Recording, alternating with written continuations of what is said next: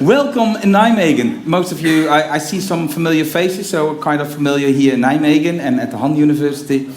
To start to begin with, and David didn't know, but actually you all think that you're now in a lecturing hall, in a theater, isn't it?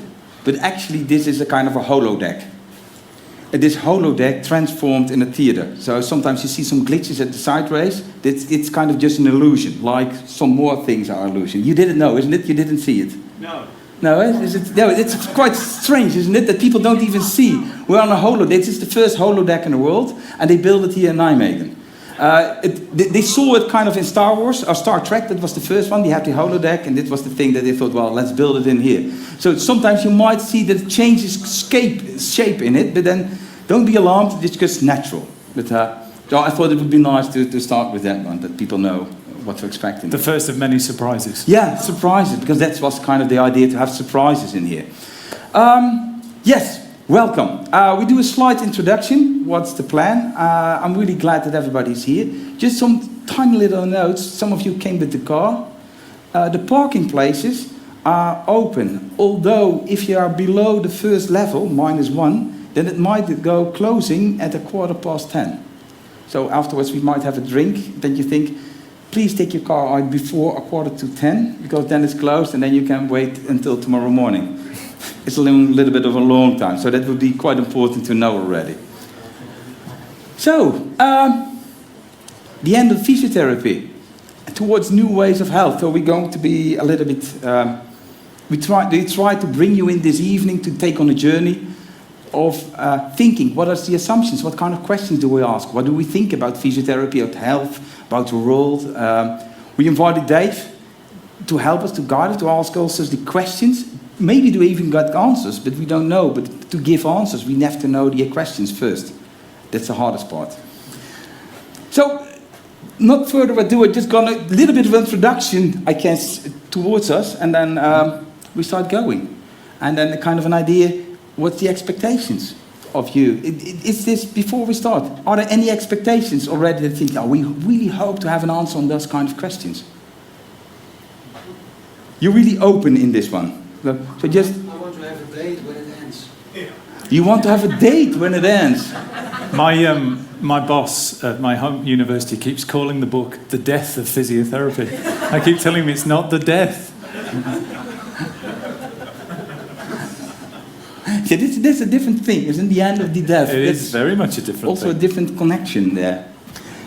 So there's not really expectations yet, at least not obvious. So we will discover them more afterwards. Also, what the thing that we hope to do. We hope actually only that we share our thoughts, and also to share and embrace diversity and differences, and that we don't only go for the thing that connects us, but also try to figure out what disconnects us. What are we different in? To find a little bit chaos into the world, so that we have the different objectives and see what's out there. So we get curiosity there, and to see what direction we can take. First, a tiny bit of introduction about me, and then afterwards get David. So this is quite tiny. Well, my name is also my hometown. My name is Van Wijchen. This is actually the castle that we live in. No, of course. No. But this is the castle of Wijchen, my hometown. I'm a physiotherapist. I'm graduated here in Nijmegen at Hogeschool Nijmegen a long time ago. I started as a physiotherapist in Norway, so I feel more a Norwegian physiotherapist than a Dutch, because that's where I did my first paces as physiotherapist. And afterwards I graduated in England in Eastbourne at the University of Brighton. In between I did Sant University concerning manual therapy, and at the moment I'm involved in some kind of things like bandy. It's a kind of ice hockey, field hockey on ice, not ice hockey. That's the kind of thing as a physiotherapist.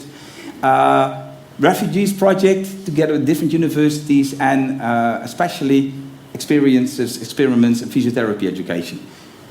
And a little bit in kind of I got introduced into critical thinking in the critical physiotherapy network, and that's also the way why I met Dave. Dave. Hello. Good evening. How are you all? First of all, a huge thank you for inviting me here. It's a long way from New Zealand, as you probably know, about 26-hour flight. But it's a real pleasure to be here and to have this evening with you as well. I've been in the Netherlands for about less than a day, and I've discovered two things already. First, this, which I've never seen before. This is quite... do you all know that this is? Oh, this is incredible. I mean, this is just we don't have much technology in New Zealand. We've only just developed electricity and cars and things, and this is quite remarkable. And then the other thing that I've discovered is this. How have I lived my life without this before? This is truly beautiful.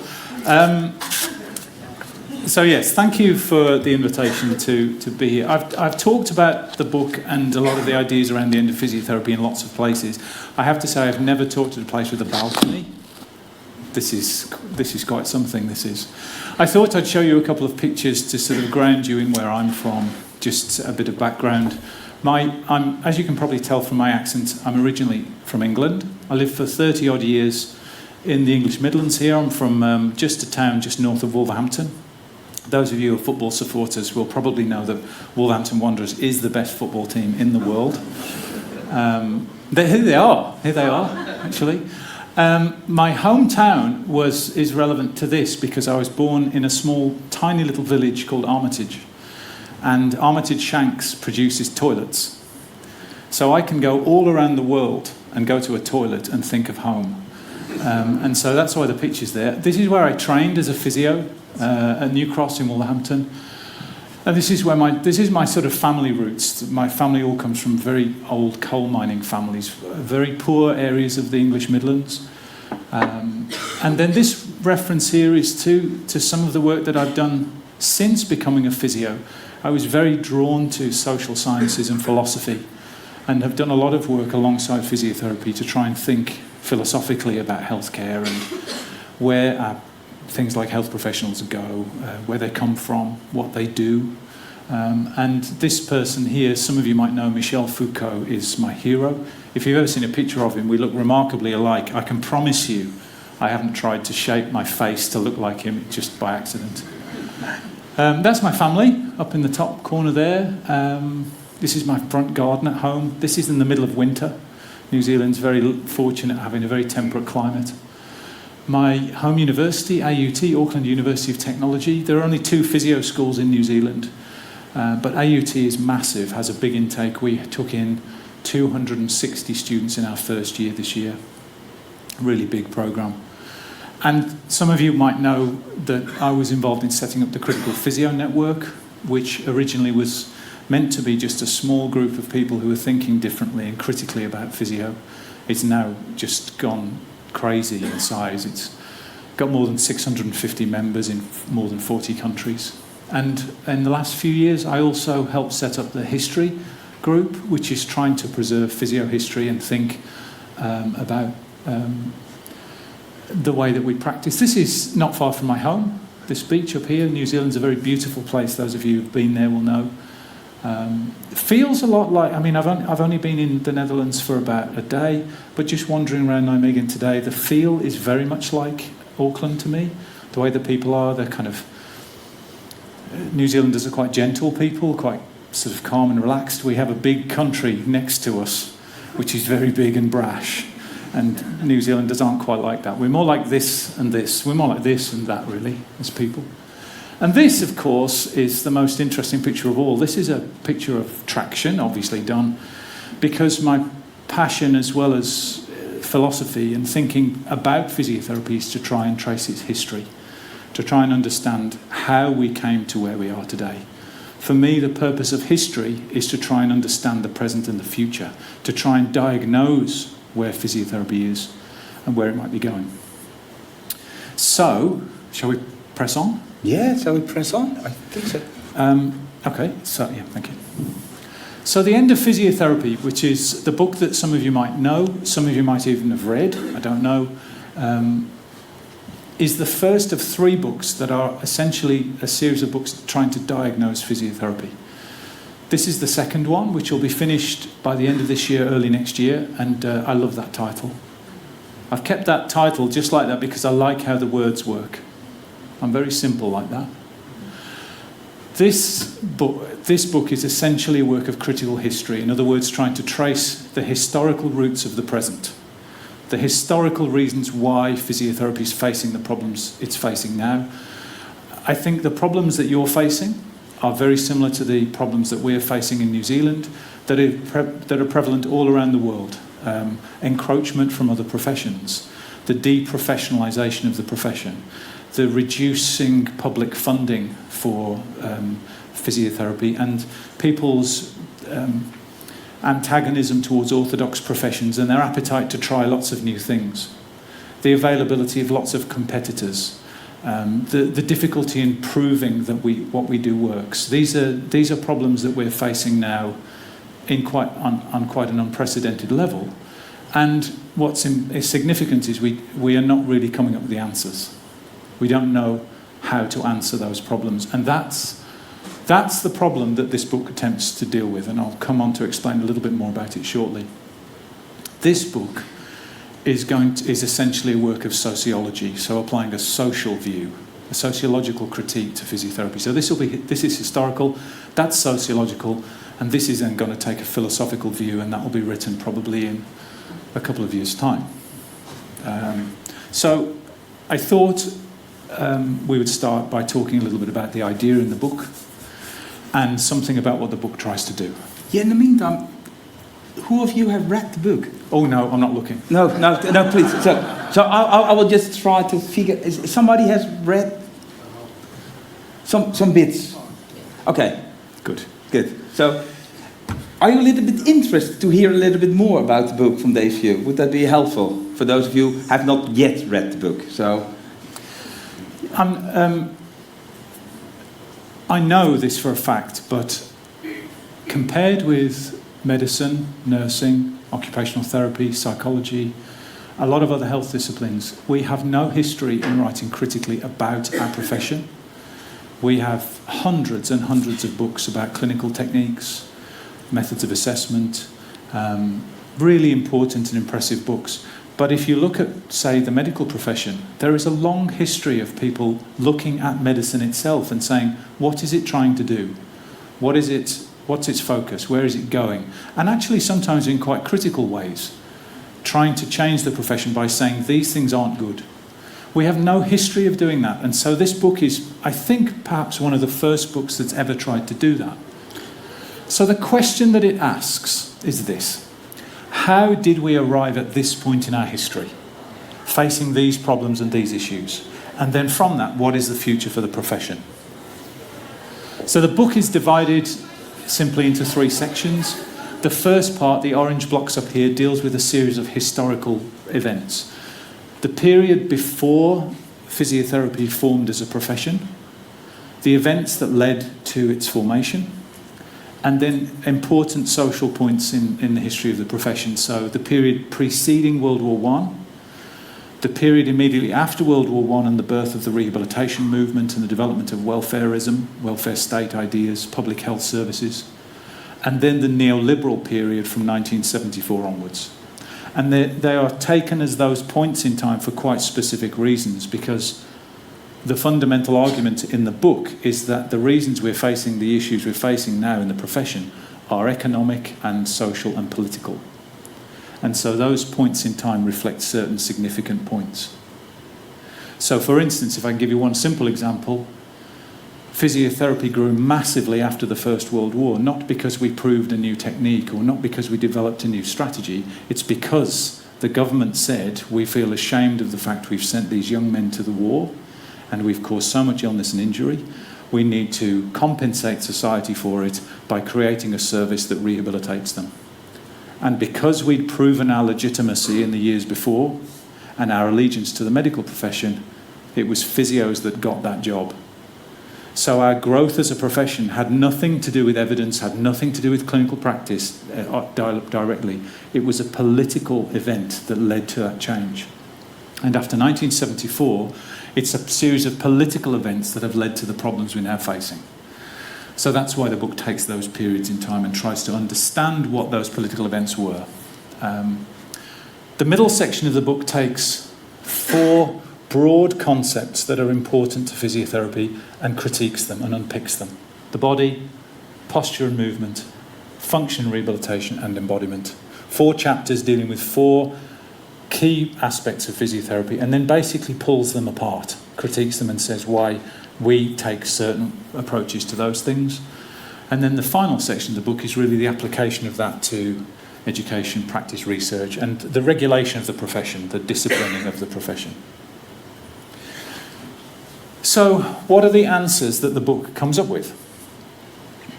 Well, the answers that we derived as a profession were, first of all, we proved that you could teach people to touch legitimately.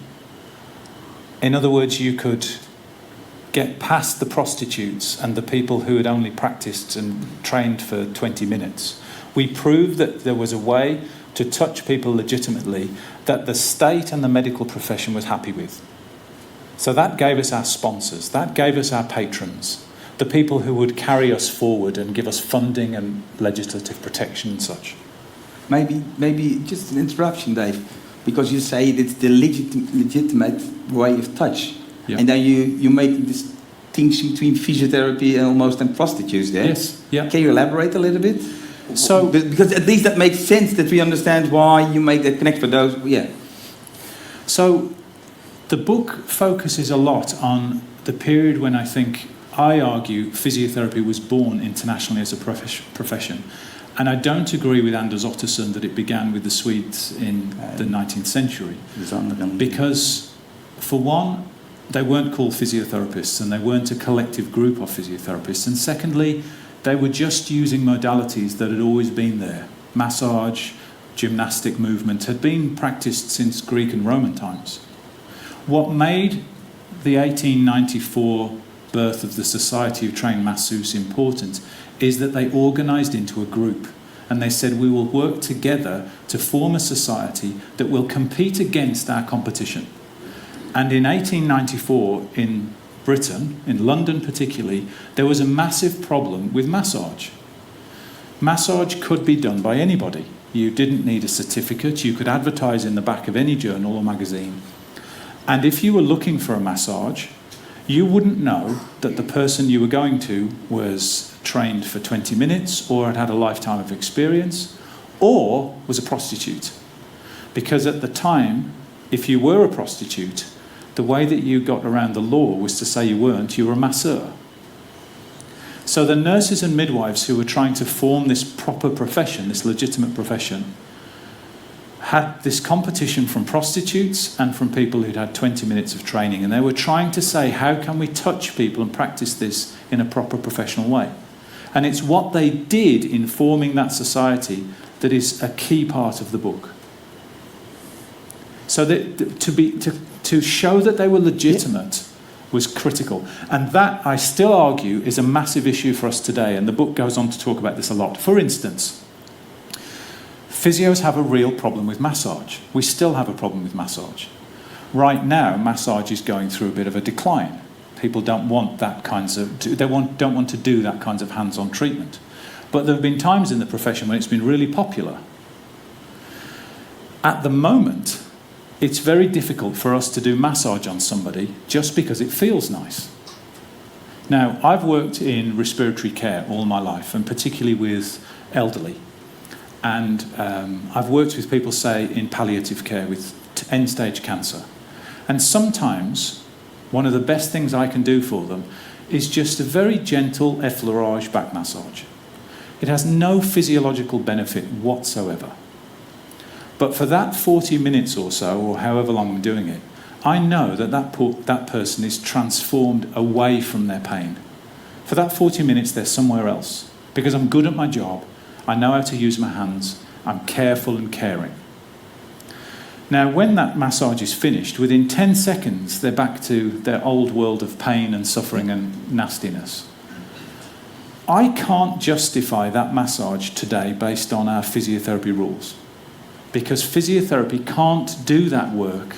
It has to be evidence-based, there has to be a physiological rationale for it, there has to be a reason for it.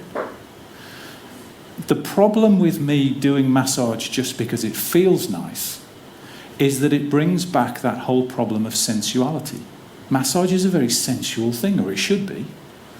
But sensuality brings back that whole thing about sex and massage related to touch and sex. And that's what the prostitutes do. And that's what we were trying to get rid of 120 years ago. So a big problem today with how massage is being thought of by physios goes back to our long history.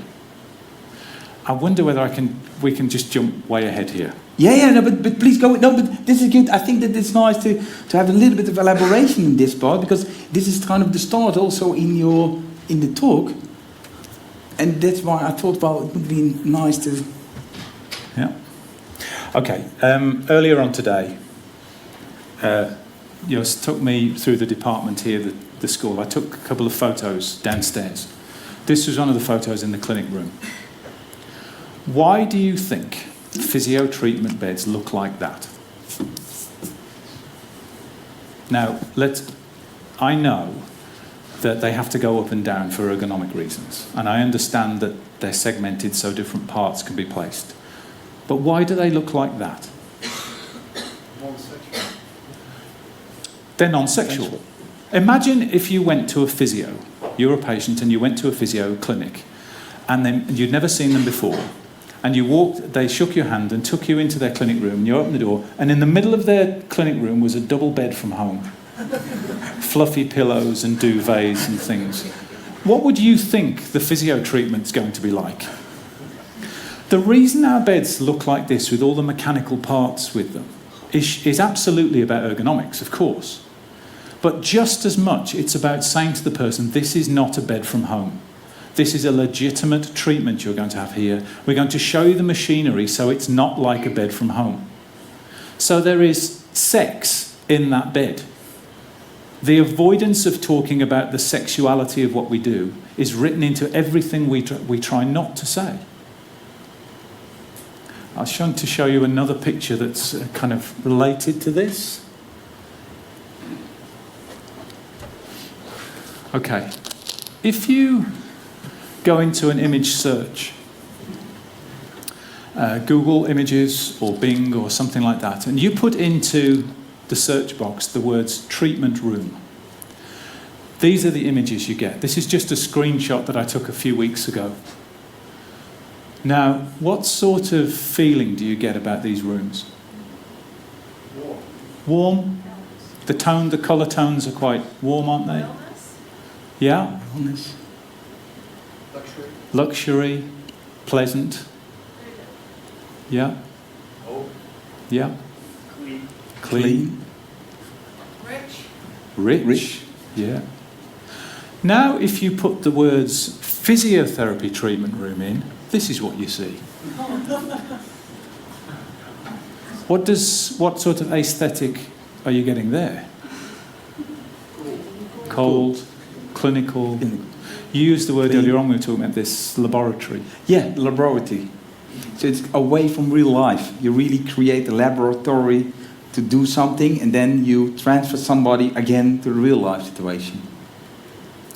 Now, I don't think this is by accident, but there is something being said by physiotherapists when they design their clinic rooms like this that we don't talk about. I've never seen a paper that's argued why this was, or analysed it, or anybody who's critiqued it. It's just done. It's just custom and practice.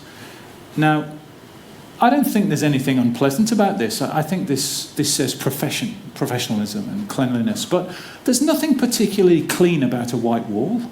White walls aren't any cleaner than green ones. But that's not what it's for.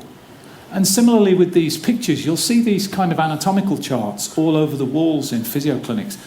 Is that because the physio can't remember where adductor longus is, and they kind of, here's the patient, they're just checking, oh, that's yeah, right there, I'm on the right bit. And then, of course it's not. They're there to convey something to the patient. Everything is there for a reason. Everything in those clinic spaces has been chosen on some level to convey a message to the patient. And it's a very different message to that.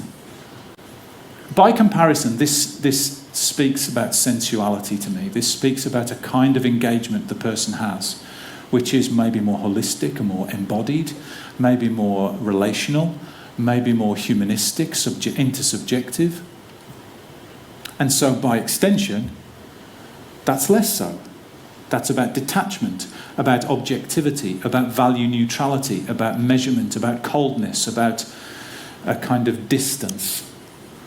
Now, maybe when we think about the problems being faced by physios, some of it can be found in our clinic rooms. Some of it is there in staring us in our face. And if we go back to the picture I showed you earlier on, let me just jump back. This is in the corner of the treatment room in one of the classrooms. Are we conveying something to our students about how we want you to approach the patient, the client, the customer, whatever phrase you want to use, that conveys more than just this is how you position somebody to do a PA? It's more than that. There's more going on here. And a couple of other pictures from, I love this. This is in the corridor. Now, over the last year or so, I've spent a lot of time doing work around the images in physiotherapy and physio imagery. And these kinds of images, if you forget the bed for the moment and look at the image behind, that's a classic image. You'll see that in so many physio textbooks and so many websites about physio. And if you just forget what its message is at the moment and just ask yourself what you're seeing here, you're seeing a person's arm and a person's leg.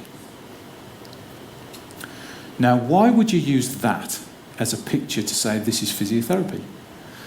Well, one of the reasons why you might argue is that what you have here is an anonymous therapist, which is a good idea in a physio school because you want the student to assume that, oh, that could be me one day.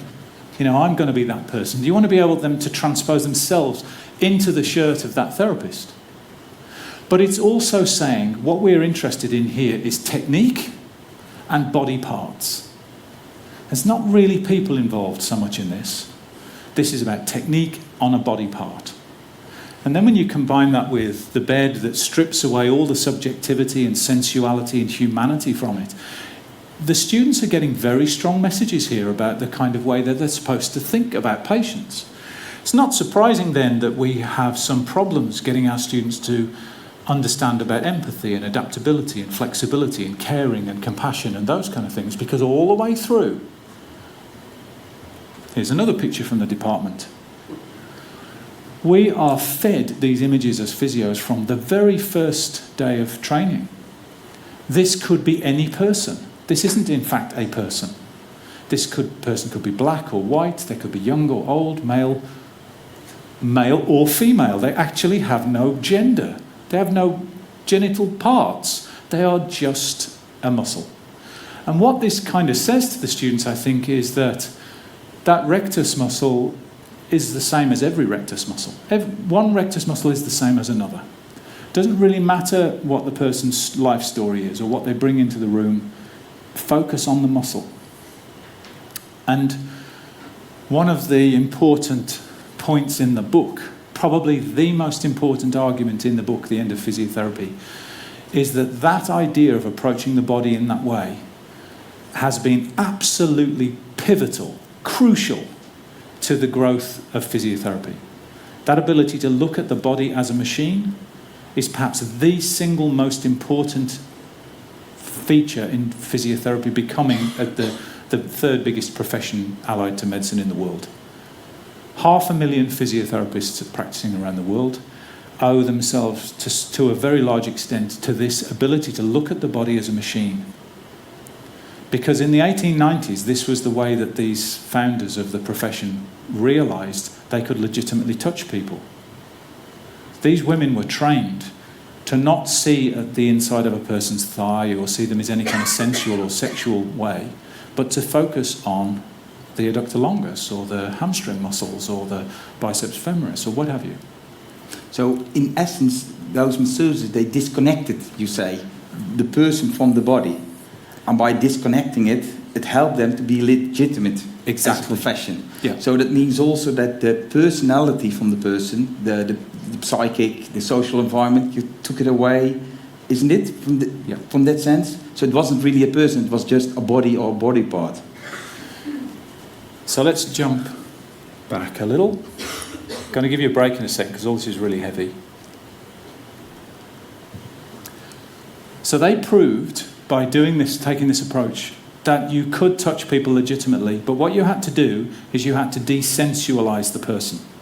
You had to treat their body like as a machine. And in that way, that worked well with medicine. That's how medicine worked. And it also showed that they could be completely trusted as a profession.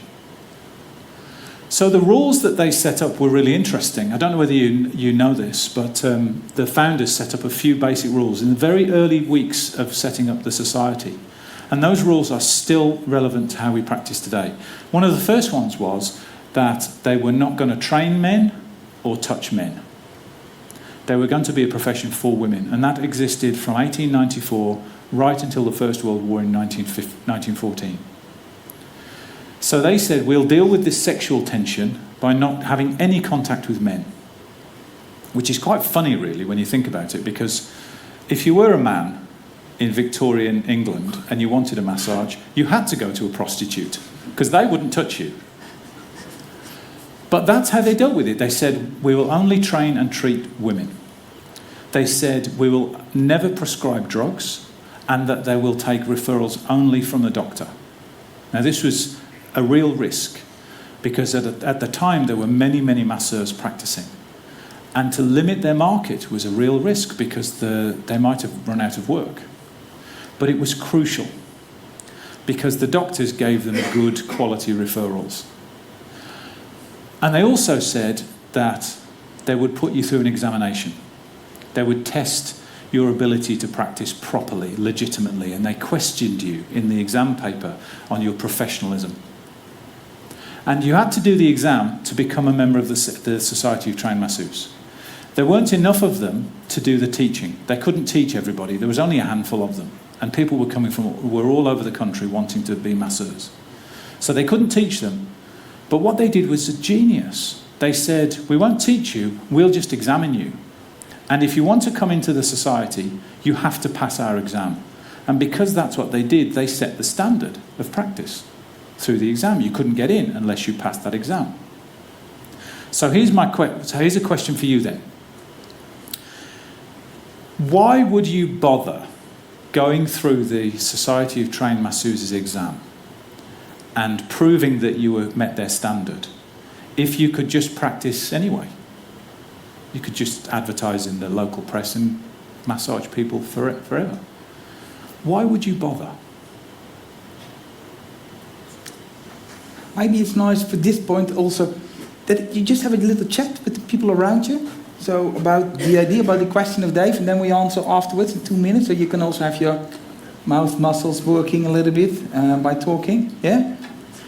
So just to chat about it, and then we get back to it. Why would you bother going through the STM's process if it's just easier to go and advertise and start doing it?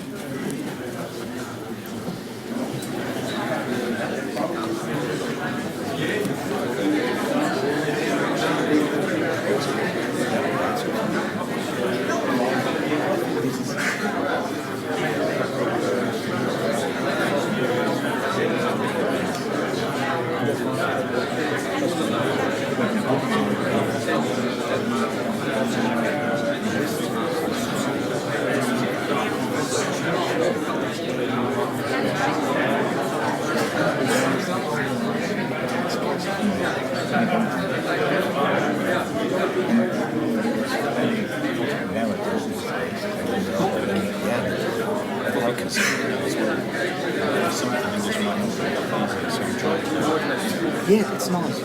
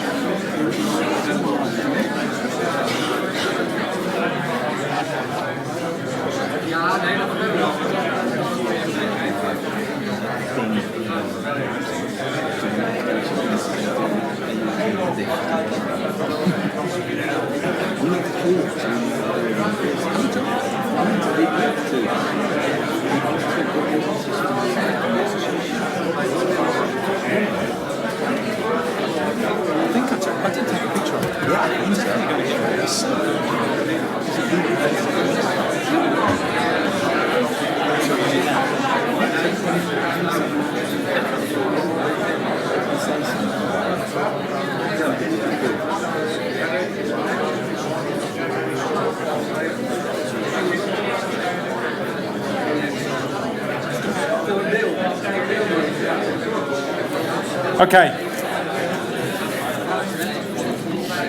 Because I'm basically a 5-year-old, I really want to see this working. Can I throw this to somebody so they can talk to me? We're all trained in catching it. Yeah? Oh, I'm sorry for the head injuries I caused. Can I throw it to you? Yeah. That's just, Oh. wow. It typically doesn't work. So this is the first time one works. Yeah, we had a good debate here. We were kind of sure it was money, but then we realized that we're all women, and we thought they might have been less driven by money than men. Ooh. But All right. yeah. So we also had status, but that maybe the same thing comes up: legitimacy, belonging Referrals. to. Yeah, that's money, referral, steady income, and becoming the norm. Those were some of the things that we talked about. Did we win? Or, normally, I can now throw it to Yes. someone else. Throw it to somebody else. Yeah. Okay. Oh.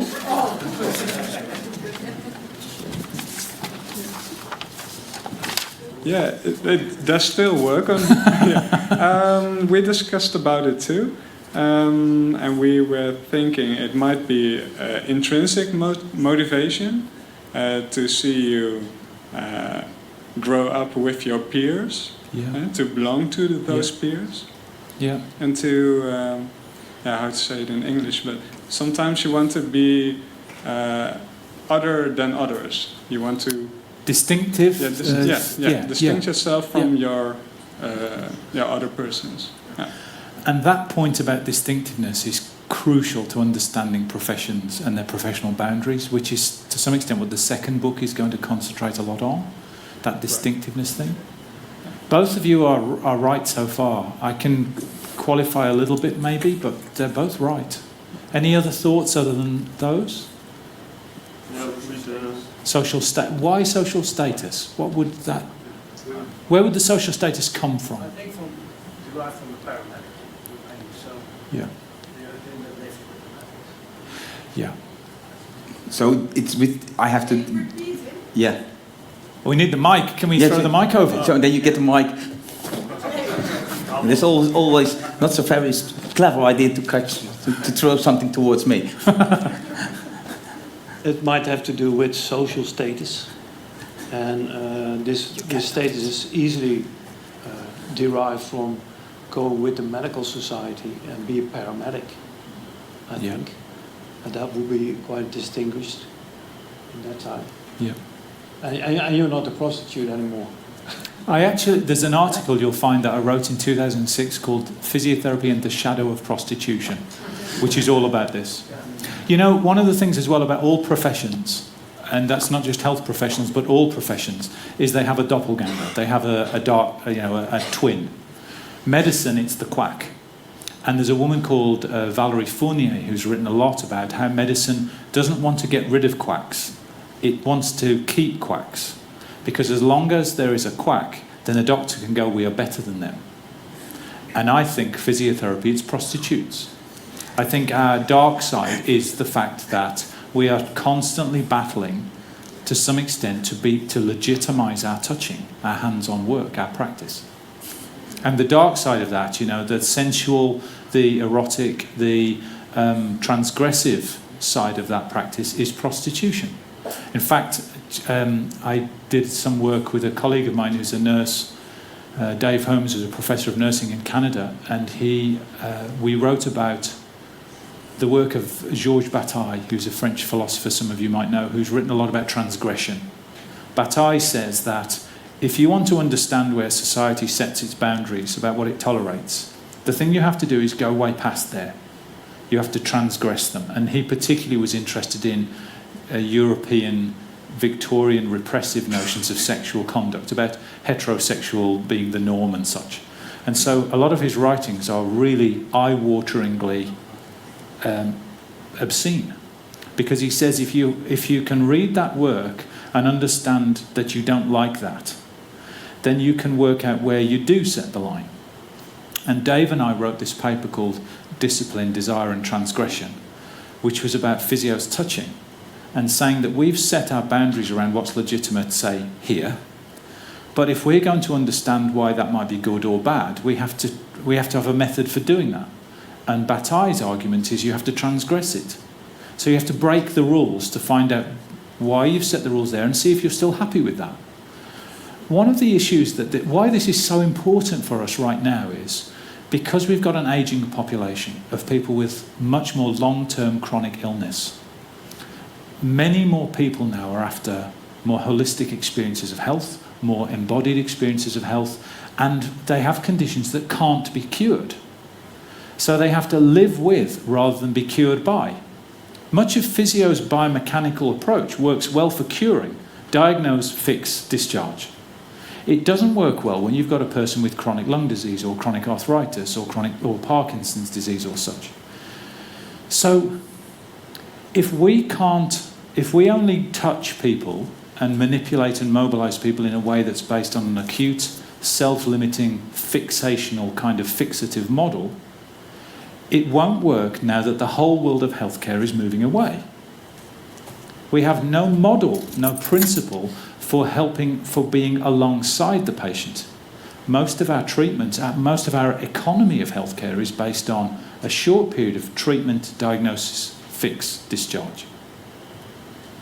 Now, that's really where the whole point of this book goes. The reasons why we are like that are historical. We can trace the history of those things and see absolutely how good and important those things were in the past. And I want to say this, and I want to be absolutely clear about this because I think this point might get lost. Physios have adopted this idea of a body as machine, of treating the body objectively and in a detached way for more than 100 years. And for most of our history, that's been fantastic. It's seen the profession grow enormously. And it's given us great social standing. It's connected us with the medical profession. It's given us legitimacy. It's provided us with a kind of justification to be the agent of the state when it comes to things like rehabilitation. It's been so important for us. And it's worked up until the 1970s. When the economy of healthcare started to change, when the way that physiotherapy had thought the health system would work started to turn. And since the 1970s, we've seen the growth of a whole range of different things in healthcare, a whole range of different issues, discourses and ideas. And our approach is still stuck in the pre-1970s world. And perhaps the most important reason for that is this thing here.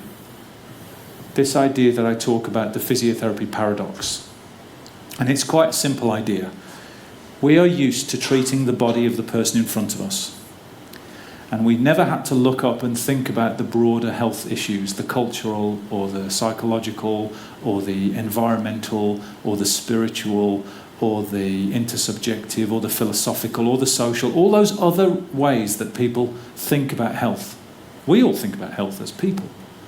We never had to look at that stuff. We were just concentrating on the body of the person here. And because of that, when the world around us changed, we were never taught the vocabulary to know what to do about it. So we're all sitting in here now, feeling like we don't know the answers. And that's because we've trained ourselves not to know the answers.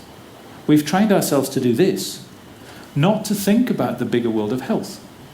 And because those things aren't in our curricula, they're not in our scopes of practice, they're not legitimised by what we do, right now, we can't see how to react. We can't see how to answer these problems. We can't think about how physio might change. We are stuck with going back to what we know. And this is the physio paradox. Because of our successes in treating the body as machine, that closed off the importance of seeing the broader health picture, which is exactly what we now need. Hence why these 3 books are works on history and philosophy and sociology. Because we've got to look outside of the profession to those things to find the answers. We've got to look in those places. It's sounds a little bit like attentional focus, Dave, isn't it? Yeah, I have a question. Oh, there's a question. Isn't that a general healthcare problem, what you're talking about now? It's a general healthcare problem for a lot of professions that have developed a conventional orthodox Western model of healthcare, yes. Yeah. So, and because we are part of that, Yeah. it makes it extra difficult to change that. It does, because we still think, and we still are to some extent, reliant on the institutions and structures that has served us so important including ways. the financial compensation system, which is blocking a lot of developments. So that first section of the book is historical. It ends with looking at the period since 1974. Mm-hmm. That period, the main argument there is the economic system is changing and our cultural values around health are changing. And that's undermining all of those orthodox health systems that we used to have. Now, my grandparents, from the coal mines of the Midlands, they believed... Do you want to tell me? They believed in the idea of the phrase, the doctor knows best. Now, in the 1950s, if they were ill, they had a doctor or a nurse. That was their only option. Well, now, you can go to an aromatherapist, you can go to an acupuncturist, you can go to a clinical exercise therapist, you can go to chiropractor, you can go to the local supermarket and buy some echinacea or something and self-diagnose and self-treat in ways that my grandparents could never have imagined. The options that are available to us. Added to that, people are much more sceptical about orthodox healthcare. People don't trust doctors like my grandparents did. The thalidomide trial issues, the Tuskegee syphilis issues, the scandals that medicine has caused with things like Harold Shipman. You might know that name. Britain's biggest mass murderer was a general practitioner from Manchester who poisoned 300 of his patients with morphine just after they'd signed their wills over to him. The scandals around medical practice have gradually chipped away at people's faith in medicine. And the fact is that we have a lot of illnesses that we thought had been eradicated coming back now. And medicine doesn't seem to have that many answers. It's desperately looking at things like gene therapies in the way that it looked at antibiotic therapies as a kind of the golden tool that will bring them back into the top of the tree. Is that for just medicine or also for human behavior? Do you want to ask that again? Is that just for the healthcare that people look like that, or just the normal people thinking about when you see conspiracy theories and such kind of things? So people are way more suspicious. Absolutely, yeah. Absolutely. Zygmunt Bauman, who's who's called the father of postmodernism, he said, "We now live in a time where it's like we're all flying in an aeroplane at 30,000 feet, and we think there's a pilot, and then we realise there isn't. And we all feel that sense that we're a little bit rudderless, and things are a bit catastrophic, and we're constantly hearing more and more messages about climate change, about political disruption, about terror, and these things become overwhelming. And we have, all of us, to some extent, lost a little faith in those orthodox figures that 50 years ago taught us, said what was right and wrong.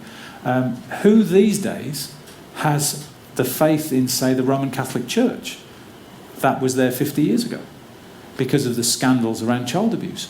Who now believes and trusts the legal system or the media or the political system in the way that people used to? We live in a time of much more scepticism, and particularly scepticism towards orthodox figures. Now, physio is an orthodox health practice.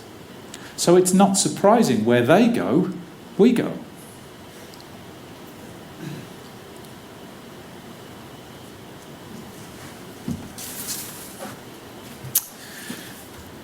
Which kind of goes on in the book to talk about then, well, what changed? What started to break things for us? Things were going along beautifully through the 1940s, 50s and 60s, and then something happened. And it's these things that have happened since the 1970s that are fundamentally disrupting how people think about physiotherapy. The ageing population, there is work being written about that, as is the burden of chronic illness. Unaffordable social welfare, you'll find very little in physiotherapy about that, but there's tons about that in healthcare generally. The democratisation of knowledge, the fact that now YouTube is the primary source of information for most of our physio students. And it's free. Managerialism, distrust of orthodox practice, appetite for alternatives. These things all happened in recent times, and they are having a direct effect on us. So what's the problem then? Well, I think I've kind of already tried to argue that the problem is the very approach that did so much good for us is now causing problems. This idea of the body as machine, thinking about the body as machine. And it's everywhere. It's everywhere in physiotherapy. In all of these places, the body as machine is king. And I use king very much in a gendered sense because the body as machine is a very masculine, Western, industrial idea about how people should be treated. We pack in our students' training with anatomy and physiology and pathology and biomechanics and kinesiology, and we say these are core subjects and they come right at the start. Why? Why do we say those are core subjects? Why have we not got stuff at the start of the course which is actually more about people, rather than bodies and muscles and bones and things? When we distribute our professions into different medical specialties like muscular, neuro and respiratory, we're taking a medical reductive view of the body, taking a whole person and carving them up into body systems that suit medicine, but they're not real. They're not how people experience health. And increasingly, when people are coming to us as our patients, they're trying to find ways of understanding their health, not in terms of just their bones and joints, but about the misery of the last 3 weeks of the pain they've been in and the disruption of their work patterns and the fact that they can't move around as easily as they could and the kind of existential angst of it and the fact they're going to lose their job or their ACL rupture means their rugby career's over. It's just the complexity of the stuff can't be captured just by treating the body as machine. Our fixation with acute illness and injury, fixing the broken part and returning them to normal. All of our funding models, as far as I understand it here, are similar to New Zealand, insurance-based or private practice-based. They're all based on the idea of a quick diagnosis, treatment, fix, discharge. Well, the kinds of treatments you can do in those short episodes of care are very easy for other people to take. They're very easy to standardise. If you can put a standardised treatment plan together to do that, then somebody much cheaper to train and employ than you could do it. And very quickly we're starting to see things like AI and robotics starting to come into that space as well. It's in the way we teach students and ourselves how to look at bodies. It's in all of our objective testing and measurement, and it's in our focus on clinical trials and RCTs. I honestly believe that we do not need another RCT looking at hamstring stretching. I mean, I'm sorry if you're doing major work on that space, but given the vast volumes of stuff that we need to think about as a profession now, another trial on hamstring stretching could probably wait. And at the same time, we're having a real difficulty with these things down here. And the most problematic aspect of this is these are all things that are representative of 21st century healthcare. The very things we're having a problem with. Hence why the book is called The End of Physiotherapy. Because the argument that I'm making is if we can't lift our heads up from this body of machine in front of us and engage with a broader sense of health and find a relevance for physiotherapy in that space, then we really are in trouble. But here's the thing. I know of thousands of really experienced physios, and most of them have actually worked this out. To be a good physio, you have to be able to understand this. You have to be able to do this. You couldn't survive otherwise. I know tons of physios who do this, but there is no recognition of it. There's nothing in our curricula for it. There's nothing in our scopes of practice that says we claim it as ours. There's nothing in our research that defines it. There's nothing in our language that says these are all parts of physiotherapy already. It's as if we can't face it, we can't define it, we can't look at it. And it's because we don't have the language. And we don't have the language because we've been stuck here. This is the Physio Paradox. If I could show one more slide, and I'm going to shut up for a minute. Yeah. Although it's unlikely I'm going to shut up for a minute. No, you're not going to shut up. I wanted to show you this because I thought this was really interesting. At my home university, we were looking at the way we assessed our students on clinical placements. And what we did was we had a sort of a sheet that when the students were on clinical placements, we ticked off certain competencies. And some of those competencies were sort of broken down into parts. And during the course of their placement, they would get ticked off for these things. Now that worked really well when you're learning about skills. Like if you want on this placement to learn this particular technique, you can break it down into a number of boxes and you can go tick, tick, tick, tick, tick, done. It doesn't work so well when you're dealing with all of the other stuff, the humanistic side of practice, the empathy, the caring, the flexibility, all of that. Because it's not so easy to break down into little tasks and tick off bits. Oh yes, you've shown me A-level grade empathy, tick. It doesn't work. So we were trying to find a different way to assess that. So we took all of those kind of human traits out, and we said to the placement, the people on placement who are taking our students, give us 3 words. 3 words that mean something to you about the way you practice in your area. So let's say you have a physio here who works in the intensive care unit and another one here who works in an elite sports clinic. We said, right, you give us 3 words that explain how you practice. And maybe for that person it's about thinking quickly on your feet. Maybe it's about compassion for the family. Maybe it's then also about being able to liaise with this multidisciplinary team. That's their 3 words. And this person over here was about motivating the person, but also risk, the risk that they're going to relapse or collapse. And then another thing is maybe really clear instructions. So 3 people, this person here had 3 different words to that person. So we had about 100 clinicians around New Zealand taking our students who all sent us words. And during the course of the year, we collected them together. And then what we said to them was, during the placement, explain to the student what those words mean to you, why they matter to you. Show them, model it to them, and then at the end of the placement, say whether they've worked it out for themselves. Not copied you, because they've got to find their own way. If it's about, say, having empathy for the family, show the student how you do it, and then see if they can develop that skill as well. Nurse them through it, show them how to do it, and then grade that. So no tick boxes, just have you done it, haven't you done it? And we asked them to send us the words. This is what they sent us.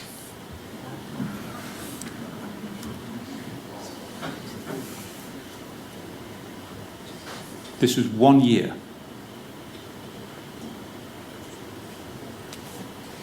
There isn't a duplicate there.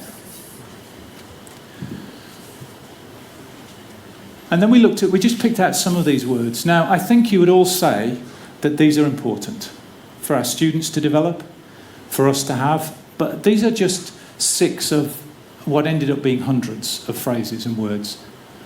But what was really interesting about this is we looked at our curriculum and said, where is building rapport in the curriculum? If these clinicians are saying this matters, where are we teaching it? Where are we introducing the idea to the students in year 1? Where are we staircasing this and building on it and growing it? Just like we do with, say, the anatomy of the arm. We've put so much energy into that and teaching them all the details, and we've got a clear idea of how we teach it and how we develop it and how we build it into a clinical sense and then introduce it to the students with case studies, and then we give them real patients in safe scenarios, and then they go out into the real world. We've got a model for that. But what about adaptability? How do we teach that? And yet the clinicians are saying this really matters. So this is kind of telling us that these things are what our clinicians say our students need. But I'd challenge you to look at any one of these words on here and say that we have a system of teaching and developing that in our students. It's like we just expect it to happen by osmosis or something, like it's just going to happen in some way. The reality is, of course, that with the good clinicians it does. A lot of these things emerge from experience. But I don't think you should learn those things despite your curriculum or despite your profession. You should learn those things because you are a physio. You should learn to be adaptable and compassionate because it is implicit in your practice. None of these words appear in the New Zealand scope of physio practice, by the way. There's plenty of stuff about the origins and insertions of gracilis, but not so much about building rapport. It's a problem for the whole profession internationally.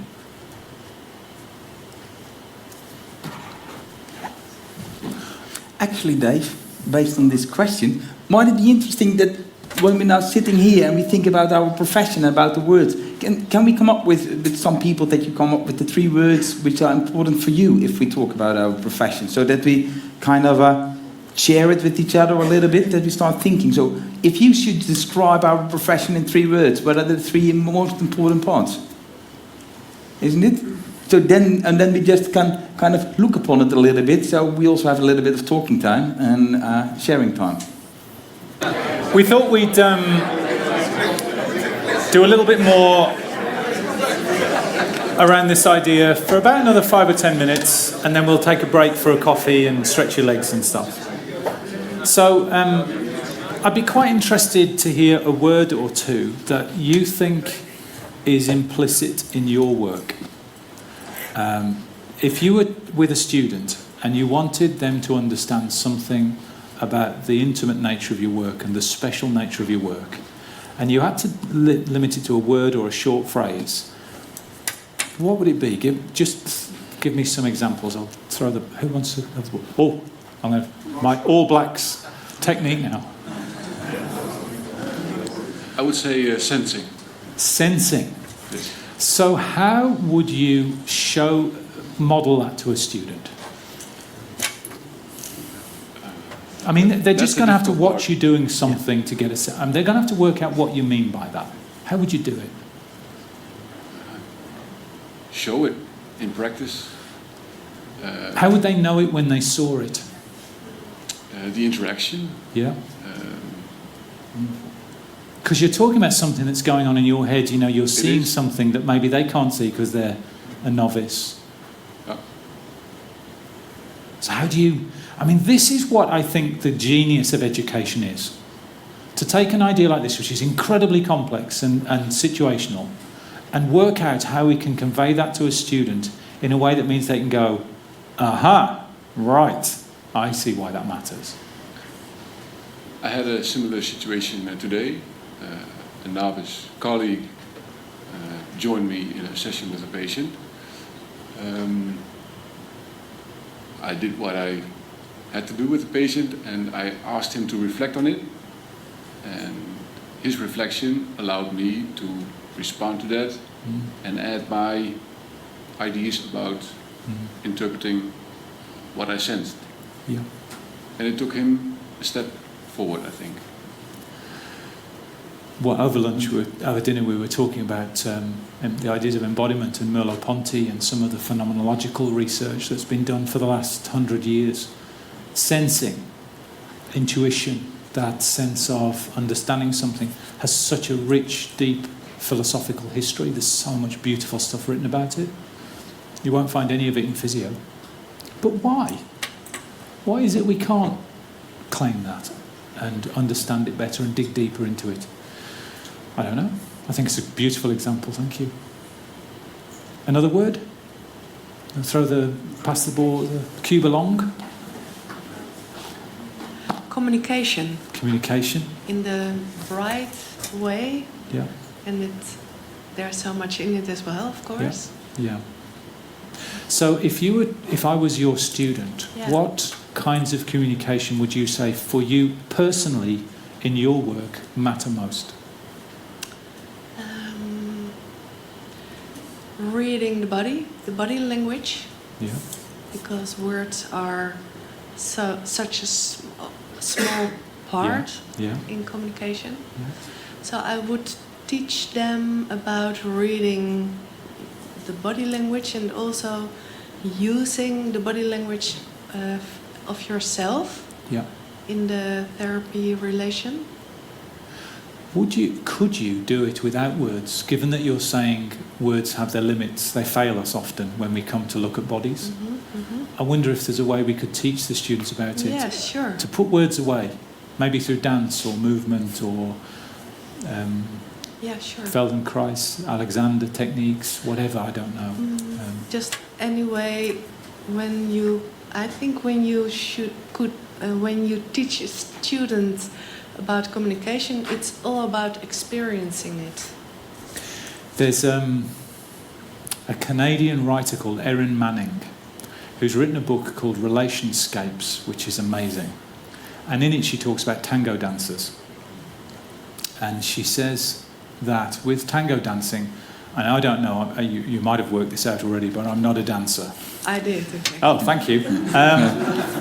Sorry, but with yeah. tango dancers, there are apparently a very few rules, but when you see two dancers who are good, really good, it's quite the most beautiful thing. And what she says is, if you were to film two dancers together, and you'd play the film back, and stop it at any point, let's say they're in a particular position, at that instant, there are 1,000 things that could go wrong. They could fall over on the floor in 1,000 ways. And yet, miraculously, somehow they manage to resolve that tension and move to the next movement, and it flows beautifully. And what she says, one of the things she talks about, is the idea she calls pre-acceleration, which is that at that instant, with 1,000 possible things that could go wrong, they manage somehow to remove the 999 that were going to be problematic and settle on this one. So all of the action of movement, all of the thought and the problems that movement poses are actually worked through before they actually move. The movement is the end result of all of that thinking and problem solving. It's the death of it, in a sense. It's the conclusion. It's the point when you don't have to think anymore. And she relates that to learning. It's a bit like when we studied, I don't know whether you were like this, when you had anatomy exams and you crammed all night to remember all of these facts. And then the exam paper came out in the morning and you opened the page and you realised that there's a whole bunch of things that you now didn't need to remember because they're not going to ask you. And of course, 10 minutes after the exam, the students forgot everything with anatomy because they didn't have to remember that. So they crammed it all, and then as soon as the exam was done, it was dead. And she said it's like that, which is why there's always a problem if you close things off, if you resolve things. She says that's the problem. By resolving things, that kills the energy, it takes the juice out of it. The juice and the life of the tango dance is the fact that in every instance there's 1,000 things that could go wrong. And we feel it, that tension is there. That's what makes the dance alive. So the thing that makes therapy live, the thing that makes learning live for people is not answers. It's the absence of answers. It's the fact there are 1,000 things in play that they have to resolve. And yet so much physiotherapy is about coming into the room already starting to think about the discharge plan, the finish, the closure, the end of, the diagnosis, the labelling, the giving the name of, the treatment, the going home. So much of education is about preparing the students for an exam, giving them an exam, and then we know that they're going to forget everything that they learned 20 minutes later because they've passed that standard. Keeping things alive is about not providing answers. One of the biggest comments I get from people who've read the book is they want me to tell them the answer. They want me to say, so what's the answer for physiotherapy? And of course, my answer is, I want to open up physiotherapy to 1,000 possible alternatives. I want to do what Erin Manning's done and turn physiotherapy into a tango dance where there's 1,000 things that are alive. I want to stop us killing things. I want to stop us saying that the answer to physio is X. So tonight, for instance, one of the things I would love you to go away with is not a sense that, oh, right, I know the answer now. I want you to go away thinking, right, now there's 1,000 things I can think about. There's 1,000 tensions that are live, and they're fun, and they're exciting, and they're relevant, and they're important. And stop trying to answer things. Yeah, you're really breaking up the perspective. Trying. Yeah. Wow. It's beautiful. So Mr. van Wijchen. Perhaps a little provocative. We get more and more guidelines in our profession for the lower back pain, cervical pain, and so on. Are you more or less against it? Because not more or less, completely, totally. Yeah, because they take away the creativity and therefore the juice out of our profession. Absolutely. Now, I fully understand. I'm your fan already. I fully understand that there's economic principles behind this. You know, for some people it's their livelihood. It requires them to fulfill these requirements. But at every opportunity we have where we can remove a rule, where we can take away a standardized process, where we can stop that. I'm an educator by training. I work in a university. I teach undergrad and postgrad students. In one of my big courses that I teach postgrad students, which is about health professional practice, I've taken away all of the university's rules. There's no restrictions on how much they write. There's no word counts. There's no, you have to write it in Times New Roman size 12 rubbish. There's no submission requirements that the university wants, because every time you impose a little rule on something like that, you kill something. You kill something. Dude, just to interrupt, I was 2 weeks ago, I was in Cambridge on a meeting concerning mind lines, which is kind of clinical mind lines, the things that we have in our head, not the thing that is written down. And it was with some medical doctors and nurses, and they come with a story from the NICE Guideline Institute in the UK. And the director of the NICE Institute, he got a phone call in the middle of the night. So he was passed through. It was a doctor in a hospital who said he had a patient who didn't fit in with the guideline. And he asked him, what should I do? So it went all the way up. And in the Guideline Institute of the NICE Guideline, they came to the conclusion, okay, this is not really what the guidelines were intended to do. So we moved into the wrong track, because now people don't dare to take decisions, as you say. So we have to go back. And also on that level, they start to think, okay, we might have taken the wrong turn somewhere. And I think that's actually the thing with creativity. We kill it by putting it too much into rules. One of my, there's a thing, I'll come in a second. There's a psychotherapist of old, Bion, who some of you might know. And he had this lovely phrase which he said to a patient once who was getting cross with him because he wouldn't tell her what to do. And he said, I don't know why you're getting cross with me. I wasn't trying to help you. And I think, there's something funny in that. But there's also something in about the therapeutic relationship there, about how we've created the conditions where the patient comes to us for an answer. That is one of the most dangerous situations to have in terms of a power dynamic and an expectation. That idea of, don't get cross with me, I wasn't trying to help you, is a really, really interesting kind of way to think about therapy and practice. Doing things differently, keeping spaces open for creativity and imagination, for patients to find new solutions for things, creative new ways. There's one of my favourite philosophers, Gilles Deleuze. He has this lovely ethical framework where he says, every time you open a space for diversity and inclusiveness, it's good. Every time you close that space, it's bad. Simple as that. So every time you write a rule for somebody that says you must do it this way, that's generally a bad thing. Now that creates all kinds of problems in itself, and all kinds of tensions and all kinds of insecurities in our minds and things. But those are the kinds of things I think we should start working through.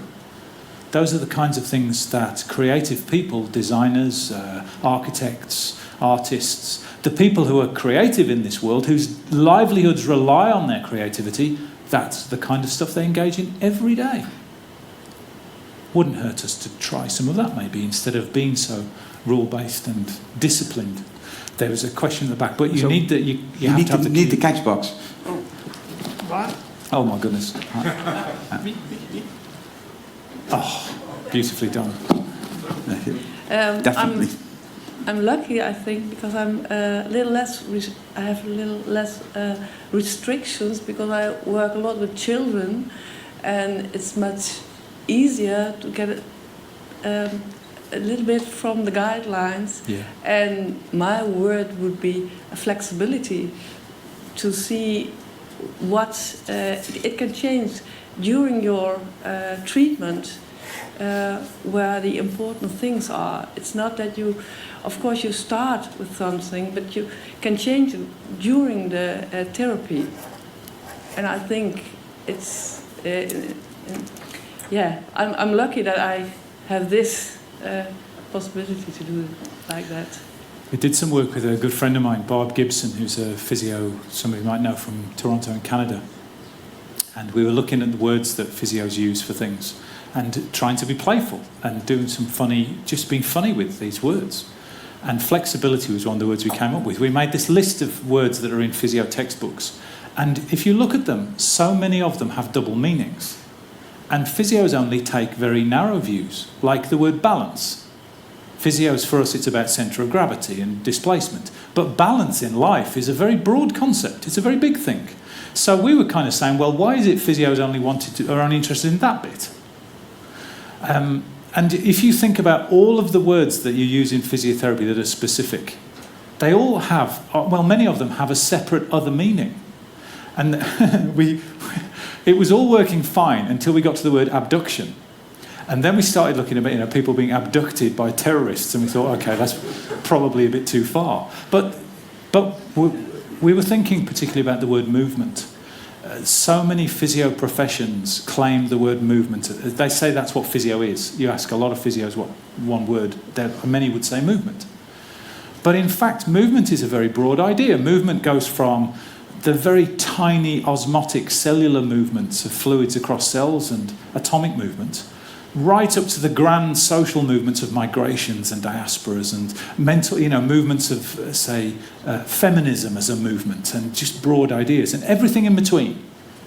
And yet, if you look at the history of physiotherapy, we haven't claimed any of that. We've just claimed elbow flexion.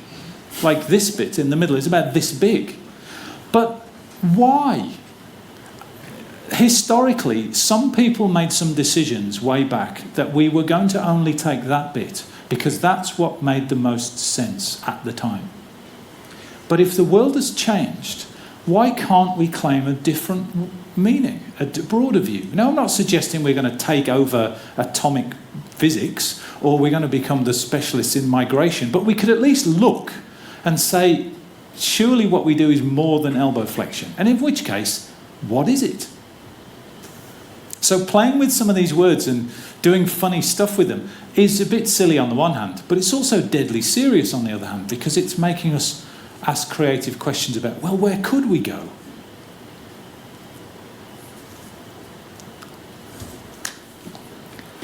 Do you think? Yeah, okay, yeah. Oh, sorry, there's another question.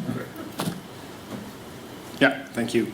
I have a question about the identity of physiotherapy, because I think if I bring a little nuance into the field, I work at an education institution for physiotherapists, and we work really hard to get that broad perspective of looking at clients' problems in our curricula. And we see a little bit of a shift between colleagues as well. Some of them are really biomechanical still, and others are more in the broad perspective. But the discussions we often have among colleagues, then they say, what are we then as physiotherapists? Because I think a lot of physiotherapists want to change and really see the broad perspective indeed with patients' problems and health problems in society. But what is our identity then? I think the fear of losing identity might be one of the inhibiting factors. Okay, so first of all, you're talking to somebody who's written a book called The End of Physiotherapy. So I should qualify what I'm going to say on the basis that I think I probably have quite an extreme view. And a lot of the principle behind the way I work is trying to write ideas that are out here, so it creates some space for people to do other things that are maybe not so ridiculous. In principle, I think the problem is with the box that we have defined the profession in, which we call physiotherapy. Now, we know that physical therapies have been used for millennia and will always be needed by people. I don't doubt for a moment that however good robots get, people will still always want physical touch. They will still want somebody who can look at the way they move and work out why things are going wrong. I think they will always want physical therapies. I don't doubt that.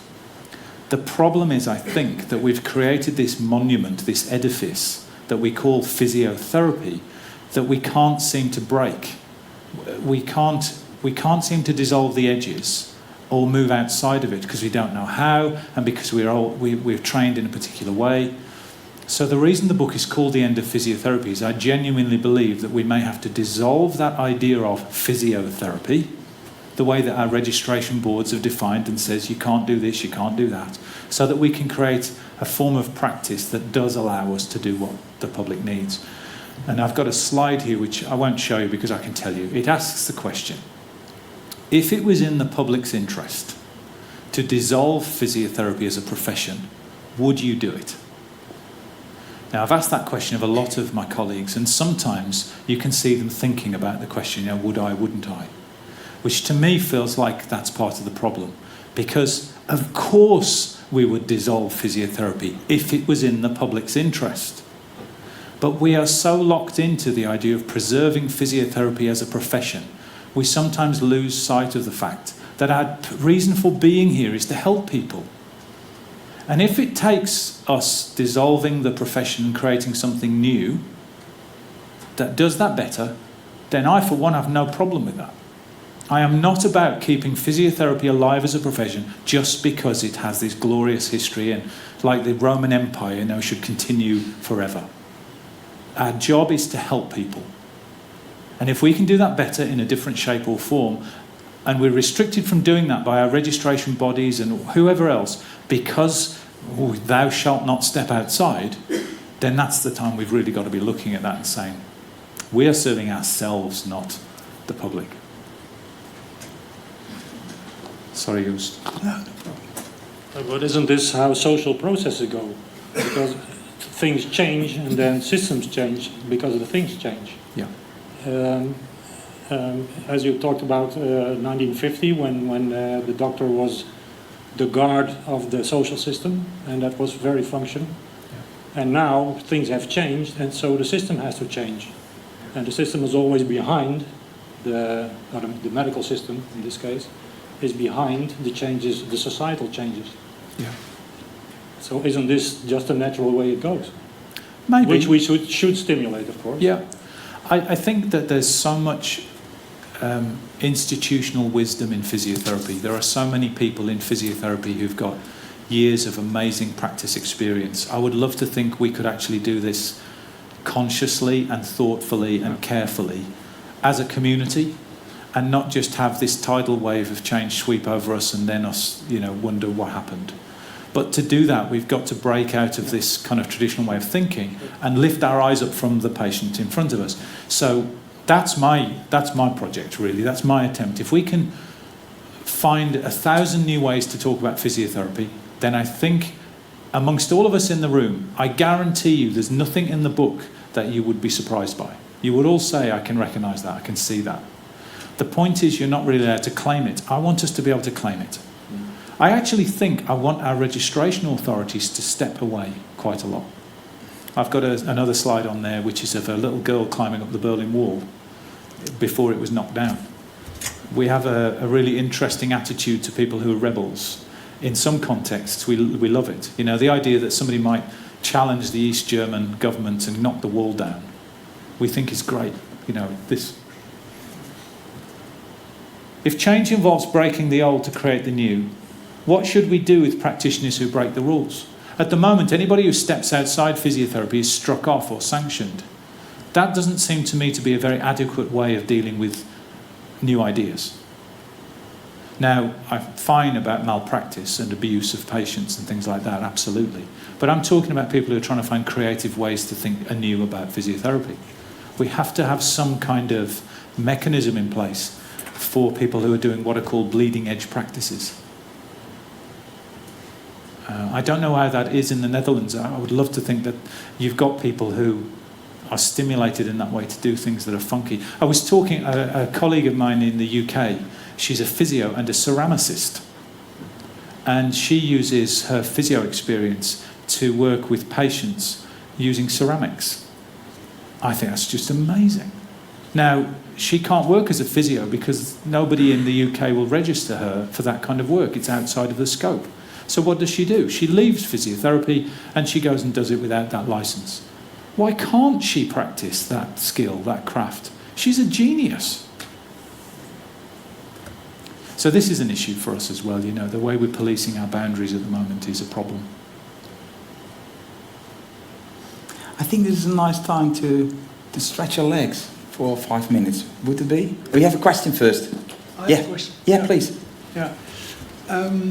Why do you think of expanding to other areas or other material? Or why do you not think in shrinking back to what is really the essence of physiotherapy, going back to the roots, stop with all the extras and all kinds of non-physiotherapy treatments, go back to where we belong and make clear to the audience and to the patients what they can expect from us as a professional? That's a fantastic question. Now, I've mentioned a lot of the sort of articles and stuff that I've written about tonight. I'm happy to provide you with links to them all and send you copies of them all. But I wrote about this with a colleague about the New Zealand context in 2005 in a paper called Possible Futures for Physiotherapy. And we talked about 4 ways that physio could go. The first way was that we could just sit and wait, not change, just watch and see what happened. And we thought that was a good idea because that meant that we weren't reactive and when things change we could respond accordingly. But we thought that was a problem because we might get left behind. So then we thought, well, maybe the answer is we go back to exactly what you're suggesting, which is to go back to our roots in the biomechanical, the biomedical, the body as machine approach. Now that has a real appeal because it's a very identifiable profession. We can sell it, we know what we are. The downside of it is that the world has changed and that people are expecting more from their health professionals than that kind of what Donald Shern called a technical rationalist. That healthcare has become much more complex than that idea, and that work, that more complex work, will be given to other people. And we'll gradually become quite marginalised as being specialists in that field. And that field is work that can easily be replicated by other people. So that's a problem with that. So the third option we looked at was throwing the baby out with the bathwater. You know that phrase you know about, just throw the body as machine away and become some kind of new Renaissance rehab worker that didn't have an identity but just floated freely around and just did everything. Well, that was great because it's responsive and it's like the kind of postmodern healthcare that people are now expecting, particularly governments and funders. But the problem is with that is you lose your identity. It's hard to actually say, well, that's a physio, or to know what you are. It's hard to argue for funding for that kind of person because you're trying to be all things to all people. So the fourth thing that we said was, the answer is clearly to keep the best of the old and incorporate the best of the new. And then in a paper we wrote afterwards that followed on from that in 2008 called Crisis, What Crisis? We said that that's also impossible. Because if you know anything about philosophy, you'll know that the principles that underpin Western biomedical science are exactly antagonistic to the principles of the philosophies of the humanities and social sciences. You cannot just bolt one onto the other. Because you'd end up with teaching the students in the morning about the importance of anatomy, and then in the afternoon you'd be teaching them, no, anatomy doesn't matter at all. And you end up with a 17-year degree and a very confused student. So, in fact, none of those 4 options are easy fixes.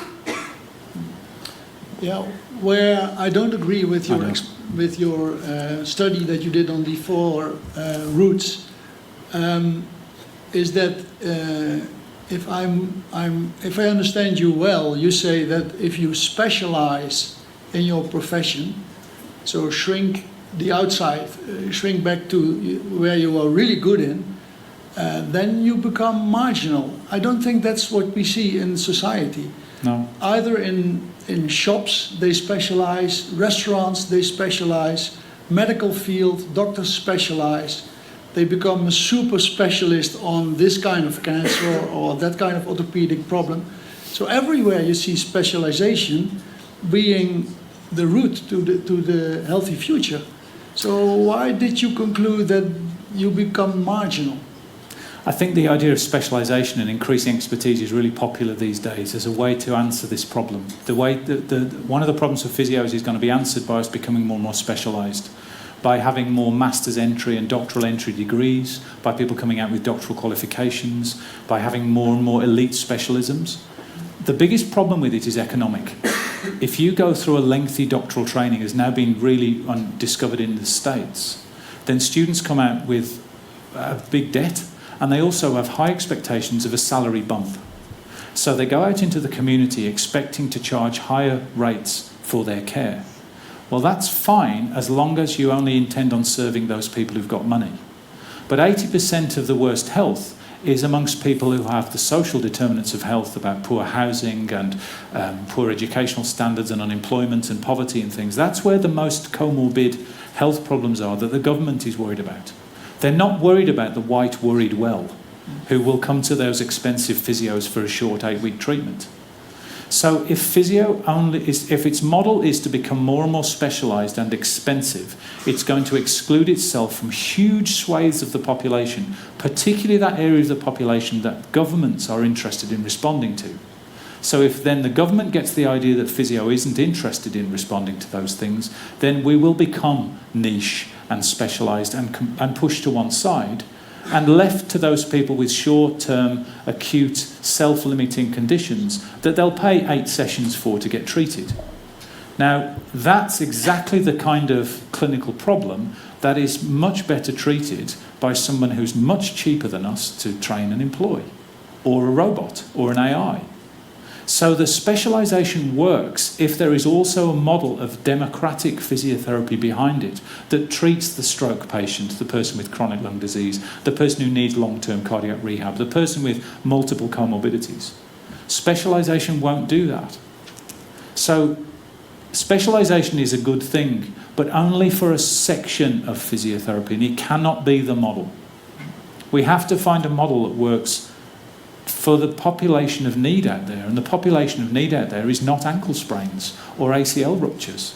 It's peripheral vascular disease with some depression and right heart failure and chronic diabetes and the kind of health problems that really do require somebody with our kind of level of training and experience to work with, because nobody else, I wouldn't trust anybody else with those people. Okay, thank you, you're back again. Just to elaborate a little bit more on, we've been thinking, well, as you see, we didn't make a clear presentation. So that was also not the intention. So we want to try to make it as adaptive as possible, to be flexible in what are the questions. So that's how we kind of jungled a little bit. So we came up with the ideas about reality, what we are kind of talking about. We still are thinking in teaching, in rules, in reality, going back towards more towards the past, our past as physiotherapists, what are we good at? But at the same time, what we also know at the moment, our reality is changing. Our profession came from a past in which we had one physical reality and maybe a religious reality. In this moment, we could say that every human being is in itself a cyborg. Most of us, we live simultaneously in the real world and in the virtual world. So the virtual world in itself is already there. You can't disconnect it. I would say that some of the students and some of the people around us are living maybe more in a virtual world than in the physical world. And also a lot of the feelings and the happenings are there. So their embodiment might even be more in the virtual world than in the physical world. And that crosses over somewhere. So we as physiotherapists do really recognize the virtual world already there. Like we see now, you have cyborg anthropologists who understand also that the anthropology of the human is a little bit different than from a cyborg. And actually, in that sense, we all have here mobile phones. I see a lot of pictures, text messages, quite a lot of things. So we are dealing with this virtual world. So in itself, maybe we are already cyborgs around here. And if we are cyborgs, then we have different realities. But if there are different realities and we can only already tell two, the virtual and the physical one, might there be even more? Because those are the ones we can sense. So then something gets a little bit blurry.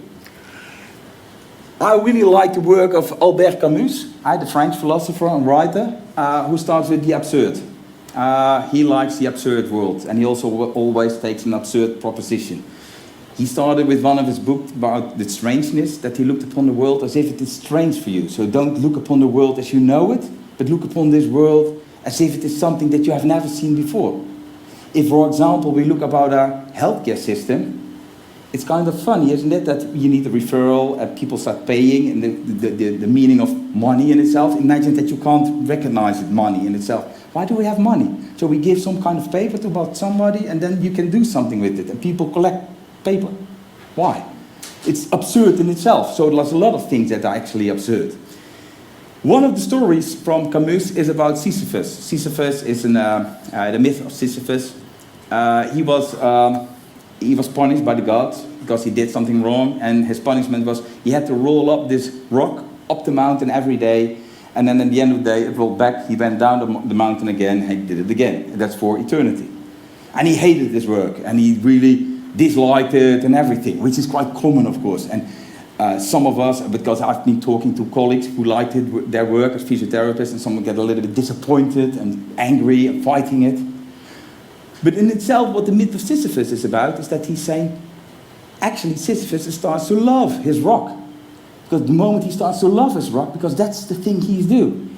You don't have to challenge, you don't have to fight that that's your role in life. The moment you accept it and you start to love it, you can see the tiny little scratches around it, around this corner, and you start to see about the beauty of it. Actually, what Dave was saying, what are the three major words of your profession? So we can say that's the profession. We love our profession, that's why we're here. That's also why it is so much ingrained, because it feels like that's our role, to roll the rock of physiotherapy up the mountain every day, and sometimes it goes back and we push it up again. But what is it actually that we love? And if we know what we love, we can go further. And if we don't, sometimes we are kind of, this rock, this mountain that we have to push up, that might be the rules. But where does these rules come from? From an absurdity perspective, I would say those rules are nothing in itself. They're just solutions to problems from the past. And those we expose towards the future. But the moment we start questioning those rules, we really get somewhere, because then we can think a little bit more freely. So don't expect rules because they are rules, or they are norms, which may be even worse, but that's a different story. But the moment we start to see rules from a different perspective, we can think, oh, okay. So rules is something maybe we can just have a perspective on. When we look on the perspectives on the world, then we can see the same thing from different viewpoints, like with the fish. One looks at it as a toy, the other one looks at it as food. It's the same thing that we look upon the world. And of course we can talk it about ontology. It's the way how we look, what is the world to us. And most of what we will say, it's the empirical world. That's also the science brought it, that we say this the world is how we can sense it. That is our world, how we can see, touch it, that's the real world. And at the same time we understand, especially when having also a virtual reality around it, there's also an actual world. That is the world we live in right now. But maybe there's even a world which is more a real world. There's even a world we can't even imagine at this point. Well, that makes it hard to think. So still, what is the rule? Why do we think that the world is what we think it is? Why does the world have to be empirical in itself? Is that the only world? And does it really limit us to think in that way? Because the moment we can see a little bit broader, it brings on chaos in itself, but also it gives options and better paths to look upon the world. When I look, and that's a little bit weird, of course, but I'm a little bit chaotic, or chaotic maybe, at best. Chaos is also a kind of structure, that's what I would love to say. And if I look at the things, then a lot of times you see a mandarin. If we look at our profession, this is our square, or actually maybe this is the manual therapy square, this is the pediatrics, and this is the cardiorespiratory, this is the neurologics, and this is the geriatric. Everybody has a square. And actually, those squares don't touch because we have lines in between. So, ooh, be careful. So, this is my corner, that's your corner. And that's constantly what's working out there. And that's also how the medical profession looks out. That's also what I see sometimes in our curriculum. See, this is anatomy, and this is physiology, and then we have to integrate it. But at the same time, we present this one and make sense of it. But at the same time, we could also order the world like Jackson Pollock does. It's one big mess, but in itself, if you look a little bit closer, you see new connections, because the connections can emerge out of nothing. And those connections in itself bring up a new world. It's the same, imagine that we think about physiotherapy as we have ordered it right now as a shelf with books in it. And we bring down the whole shelf with all the books, and all the books are on the floor, and we can start reorganizing them again, based on different principles, because the principle of organization is the principle of order that we bring upon it. And sometimes when we use the order of the past, that doesn't mean that we can bring up the order of the future. So sometimes we have to organize it to bring it in a new perspective. And that new perspective in itself can come up with new solutions. Because at the moment we keep on doing what we did, so the solutions of the past might not have been the power to be the solutions of the future. Because the future is different. And as we already saw, we have different perspectives on the future. So nobody knows the future that much. And are we literate about the future, or are we a little bit more illiterate about the future? So what's the future? What do we think? What kind of assumptions do we have there? And those assumptions actually bring us towards the future. And that gives us a kind of our way. How do we think about things? Can we look upon things in a more unstructured way? That connection might be interesting to look upon motor learning or motor control, which is kind of at the heart maybe at physiotherapy. Some of us look at motor control, and that's also one of the theories that we all know, that we look at motor control like there's a central processing area who controls everything. So the body is just a puppet on a string, to make it more in an easy way. Or it's more a dynamic system, which connects us and gives us a kind of degrees of freedom. The only thing what we have to do, we have to find these freedoms. So this is a liberating thing. This one, it will be hard for me to liberate. So what's right? I don't know. I know at least what I prefer. I prefer this one, by far. But that gives a kind of an option for new possibilities and solutions in itself, while this one creates, to my opinion, more as a central theme which I can't escape. And I want to find that escape room in there to go to the next step.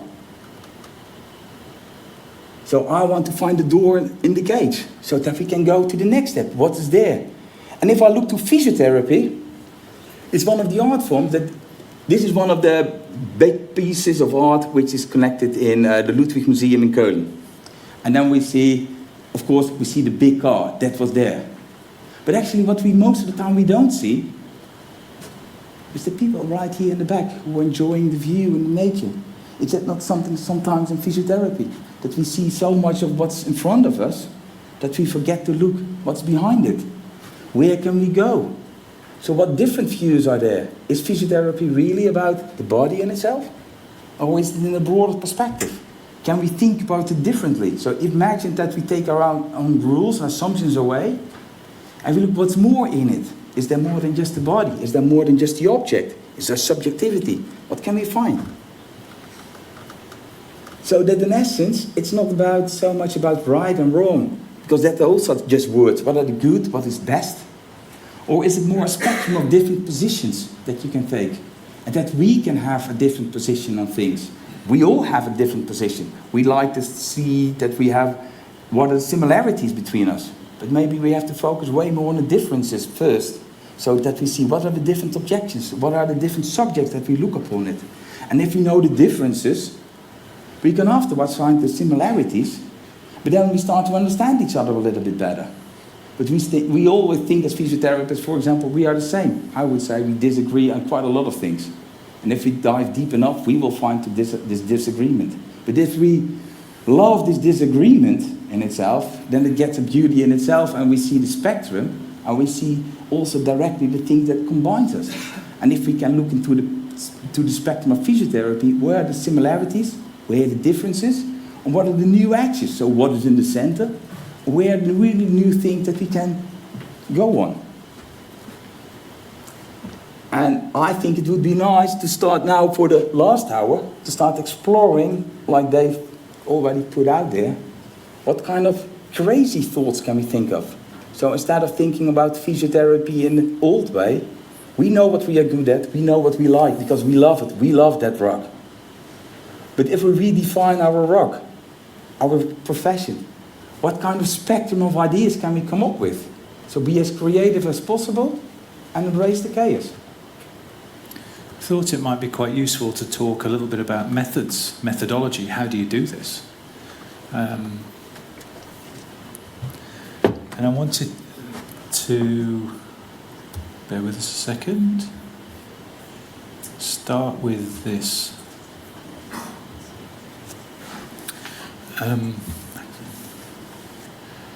How do you do this? How do you go about shaking things up, changing things? It's one thing to say, you know, we need to take different perspectives, different views, but how do you do that? And so I thought I'd talk a little, just briefly about how I do it and the principles behind how I work. And it's a very simple set of rules, but that might be helpful to you. The first thing is this quote, which I think is absolutely fantastic. It's from a business commentator, David Hanna, who says, all organisations are perfectly designed to get the results they get. So in other words, what that's saying is that physiotherapy's problems now have been designed by us. They've been designed into the way we've built physiotherapy. They're not somebody else's making, they're not accidents of fate, they're not some kind of malign God who's looking down on us and doing nasty stuff. It was built into the problems we now got. The advantages we now have, the successes and the failures are all built into the way we've designed physiotherapy. And so if we want to have a different future, we have to think about designing physiotherapy differently. And remember that physiotherapy is a made-up thing. It's not an object like this pen. It's not a real thing, it's a social construct. And if we chose tomorrow to construct it differently, we could. And I think that power that we have to actually change things is really important. This might be a little bit controversial, but I'm going to, because I know how popular this is at the moment, but this is one of the ways that people are talking right now about changing physiotherapy. This is the Biopsychosocial Model, which is very trendy and very popular and complete rubbish. The Biopsychosocial Model is popular at the moment, and it's come a lot from people who are working in chronic pain and who are sort of bridging into the psychological aspects of health. And that's primarily because that's where it's come from. The biopsychosocial model was a model developed by psychologists working alongside doctors. But in fact, it's not a balanced model at all. The biopsychosocial model is really that. It's still a very dominant biological paradigm with some aspects of psychology, and only those that conform to a biological view of the brain and the mind, nested within it. And actually, the critically important social context that people live and experience health through is still very marginal, still very much on the outside, and really not in the literature. If you wanted to go back tonight or tomorrow and do a literature search on the biopsychosocial model in healthcare, I guarantee you what you're going to find is a massive amount of psychological and biological, the body and mind kind of stuff still being worked through, and the social context of health not being there at all. And so I don't necessarily think that that's the holistic model for us. I think it represents a move towards a more opening of the kind of mental aspects of healthcare to us. But it's by no means a holistic model of healthcare. And so we need to... So the first thing I would say is, whatever is trendy, whatever comes forward as being the latest solution, the first rule I would say to you is be skeptical of it. The most dangerous ideas are the ones that are popular.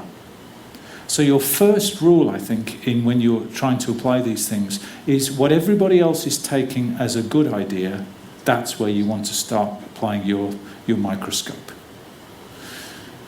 The second thing... Oh, do you want to go into that?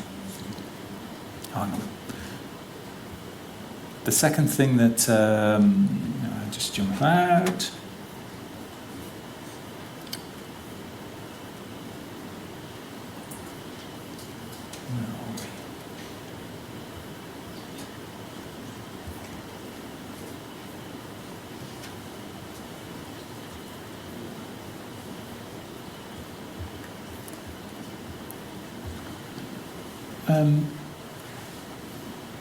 The second thing, that principle I tend to try and apply, the method that I try to apply, is to find the things that are most obvious. To look in the places where things are the most mundane and taken for granted. Don't look for the grand ideas or the big picture stuff. Look for the local and the small. Look in your own practice at the things you just take for granted every day. One of the assignments I set my postgrad students is to look at an object around their clinic space that they couldn't live without, but actually they never really think of, and to analyse it. And I had a physio this last semester who's worked in women's health, and she wrote, she did a piece of work around her clinic door. And she said the door is perhaps the most important technology for her, because the door shuts the corridor off from the public gaze and puts the woman in a safe space. It means that there's privacy and there can be confidential conversations, and she can do the work which is sometimes very delicate and sensitive. And so without a door, if it was a curtain or a partition, she wouldn't feel like that was a safe environment. So taking things that are obvious and everyday is really, really useful. I wrote a paper called Foucault and Physio, which was about treatment beds, that stuff we were talking about earlier on, about why physio treatment beds are like they are. The everyday things are really crucial. That's where the real juice of physiotherapy goes on. And for the last year, I've been doing some work with my brother, who's a photography teacher. And he was visiting New Zealand on holiday, and we were going around the country and doing some travelling and got talking a lot about how photography works. And he was saying to me that photography, which actually has a very similar timeline historically to physio, has for a long time, photography was about documenting reality and trying to capture reality. And then around the 1960s and 70s, photographers started asking about their agency. A photographer would go into a war zone and take a photo of somebody bleeding to death, or a seal cub being bludgeoned, or a famine. And they started asking, well, should we not step in? Shouldn't we help? Or are we just like this objective, detached person who documents what's going on? And they started asking these questions about the person that they were photographing, and particularly about how women were being photographed and how bodies were being represented as models, and the thinness and the kind of idealised woman. And so photography went through this period when it hated itself, because it realised the kind of harms that it was just propagating on the basis that it was objective and detached and neutral. And now there are photographers, for the last sort of 40 years or so, there are photographers who are taking photographs trying very much to not be detached, but to be part of the photograph. And so it's changed the nature of photography. And as we were talking about this, it struck me, if you look at a lot of physiotherapy photography, or the images that are in physiotherapy textbooks, there's some interesting things being done. And I've got my brother to have a look at some of these pictures and talk about them as a photographer would critique them. Now, this is some of the stuff he said about this picture. I've got a few pictures to show you here, but this is Alan Stoddard in a book on manipulative practice from the 60s. And first of all, there's the fact that the focus is on the hands and the technique. And there's quite clearly a power situation going on here. There's a male doing this to a female body.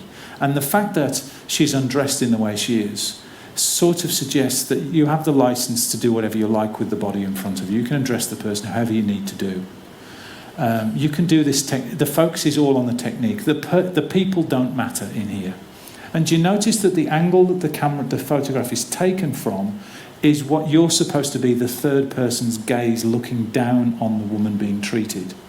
The idea here is to teach you how to look at the body of the person in front of you. So there's the expert, there's the patient, and the third person you're supposed to represent, the camera represents, is you. And this is how you're supposed to learn to look. And then there are some pictures, a few pictures you'll see in the textbooks, where the subjectivity of the model bleeds through. I think this is a beautiful picture. This is supposed to be about just this. This is supposed to be about the technique, but then look at her eyes and how she's looking up. She doesn't need to look up like that. And the photographer probably was trying to just capture a technique and then accidentally caught this gaze. And you can't help but think now all of a sudden that's a person. That's just not just a lumbar spine. That's a real person. And that then becomes problematic for us, because then what are we supposed to do about that? We'd much prefer pictures to look like this, where this could be anybody, any patient, any therapist. It's all about the technique. Even chop these people's heads off in some cases so that you focus. And really, you can do whatever you need to do to the body. This is what we're saying to the student, the viewer. This is how you're supposed to do the technique. And then again, in another picture here, you get a face, a gaze. I don't know whether you know the classic Brian Mulligan scandal about his photographs, do you? Brian Mulligan, you all know Brian Mulligan, famous New Zealander, lovely guy, wrote his books on nags and snags, and they've gone through about 6 editions now. After the 2nd edition, his American publishers came to him and said, we need you to take some pictures of you doing a particular thoracic mobe on a woman topless. Because there is concern in the States that if they're doing this technique, they might be sued because they're doing something that seems abusive. So he agreed, and he organised, and in the 3rd edition of his book, you'll find 2 pictures which are extraordinary. One of them, and I'll see if I can find it before we go, has a model sitting on a bed, and I'll try and mimic what she's... So the model, imagine I'm sitting on a plinth, she's sitting on a bed, and her head's turned away like this, and her face is blacked out so you can't see her face, got a black box over it. And Brian is behind her with his hands across her chest. She's wearing a skirt covering her legs, nothing on top. So her breasts are bare and his hands are like this across her chest. And it's a black and white photo, and honestly, if you took that photo around the streets of Amsterdam or Nijmegen today and said, where's that from? Most people would say it's from some kind of cheap, nasty porn magazine. Because, the fact that her face is turned away and blacked out, and it's all about this kind of strange hand position and the fact he's obscured behind. The second photo is of her, the same woman, lying down on a plinth. She's on her side, and one person out of shot is holding a leg in slight abduction. And she's lying away, and Brian is at the top end doing something else, and her back is to the camera. But she's kept on black lace underwear, a G-string like thong and a bra. And then she has a tattoo on her bottom, and in one of the pictures the tattoo is there, and in another edition it's blacked out, because the Americans thought that was offensive. Now I interviewed Brian and I talked to him at length about this, and he said, well, in previous editions of the books he'd used his niece and nephew, but he didn't want to use his niece and nephew for these images. So can you imagine what he did? He rang a massage parlour and got a prostitute to come. And she came, she took her clothes off, he did the thing, he paid her, she put her clothes back on and went away. There you go. So this is Brian doing this technique. Now I interviewed him with Rose, his wife, in the room, and she was very prickly about this. She didn't really like talking about it at all. Now you can see... Okay, there's a sound. Now, you can see why, when you talk about physiotherapy and sensuality and the problem of prostitution and sex, I'm not just saying it to be scandalous. There is an issue about bodies and touch and how we teach people about touch. And these are quite rare, but they're not as rare as you'd think. The way that we teach students about that is to project the idea of the body as machine. And I think there are ethical abuses of people when you photograph, like that first image, just somebody with their underwear pulled down and somebody standing over them just forcefully manipulating their back. I think there are ethical abuses going on there that we should not be teaching people. I don't care whether it's just, you're teaching a technique. You could do that in a different way. And maybe by learning about the ways that photographers have gone through that crisis, about how they represent the person in front of you. That could be a way we could teach our students to care for people and show empathy and compassion. Certainly these kind of images don't do that. They say you've got the power to do whatever the hell you like to people. Not consciously, they're not screaming it, but they're subtle enough to say that.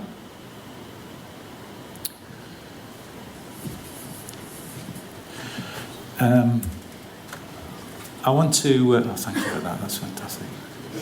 I want to just finish off with a couple of quotes for me, and then I'm going to shut up. One of the difficult things about talking about this stuff is that there's a sense in which it's nihilistic. You know, it's all doom and gloom. But actually, from my experience, that's not how people go away from this conversation. What I really, really want you to get is a sense that the dangerous situation is the one we're in now. The most exciting possibility for us is by changing. Because in the future healthcare, who is better placed than us to respond to where healthcare is going? You might say, well, is it the doctors? Well, the doctors are very powerful, the medical profession is very powerful, but they're not so interested in hands-on care. They're not so interested in putting your hands on with people. Could it be the nurses then? There's millions of nurses. Well, it could be. They've got a lot of social capital, but they're not diagnosticians. So what about people like the dentists or the psychologists or the podiatrists and chiropractors and such? Well, they generally focus on one body system, the mouth or the feet or something like that. So I don't think it'll be them either. What about the psi disciplines, the psychology, the psychotherapy, psychiatry? What about them? Well, maybe, but they don't think about the body in the way that we do. So what about the complementary therapies? Acupuncturists, chiropractors and the like? Possibly, but they also don't have the social capital and the orthodox standing, the respect of the state that we have. So what about exercise therapists? Well, maybe, but they again only deal with a certain aspect of health and they don't have the experience of comorbidity that we have. So actually, when you look at the way healthcare is changing, I don't think there's anybody better placed than us to adapt to the changing world of healthcare. But there is an enormous amount of critique coming to the professions now from outside, and I wanted to highlight, this is an amazing book. If you get a chance to read this, I would strongly recommend it. It's from Richard and Daniel Susskind, father and son. He's a senior legal writer, and Daniel is an emeritus professor at Oxford. It's a very beautifully written, clear, but still scholarly piece of work. And they say this very early on in the book. When we're talking about the professions, to pick out a few of their shortcomings, we cannot afford them. This goes back to the point about specialisation. They are often antiquated. Their expertise of the best is only enjoyed by a few. This is a massive issue. We train people for years to become really brilliant, but they can only see a handful of people a year. And their workings are not transparent. They argue very strongly that professions are in a really difficult situation. And this is something that we face as a profession, that technology now is going to radically disrupt. They say, if professionals are only able to share their experience and knowledge by advising on a face-to-face basis, then there can be few beneficiaries of the genuinely outstanding. So if you're going to specialise and become a specialist in your field, the next thing you've got to do is work out how to reach 1,000, 10,000, 100,000, 1 million people. Because that's the only way that we're going to respond to people's health need and continue to find value in what we do. We exist with this problem, and this is a problem for us as educators. We know, for instance, that there is a massive demand to come into physiotherapy from people, and that there is a massive need in the community for our services. But the universities restrict access so tightly that it's a drip feed. And so the people who are actually getting us are very few.